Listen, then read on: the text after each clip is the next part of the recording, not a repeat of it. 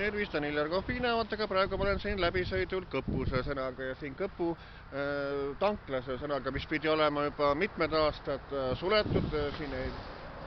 nagu ei teenindata rahvast, aga sildid on seal eespool väljas, et mis pärast niimoodi on, et kui on see Kõpu tankla on suletud, siis peaks ka sildid olema maha võetud, et inimesi muidu ei eksita ühesõnaga, et muidu inimene vaatab, et näed, et tankla on olemas, siin tuleb siia, aga ei saagi. Et siis võiks ju hoopis minna kohe teise tanklasse sõna, kus saab, et muidu on nii, et mingi talvel 25 kraadi külma, sa tead, et siin on tankla olemas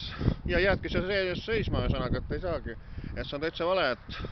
see tankla siis, tankla ei tööta, aga sildid on väljas, et ta töötab, et paremaks see, kui Kõpus oleks uus tankla, et kui keegi võtaks asja ette, et tehku ära, nii et see on ka nii-öelda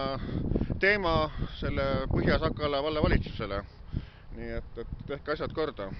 Ja siin on niimoodi ka, et lund on siin palju, et eile õhtupoole oli alles lund siin tänavatel ära aetud, et hommikupoole üldse oli see lumi olnud tänavat ajamata, et võiks operatiivsem olla. Nii et mina Iljar Kohvina.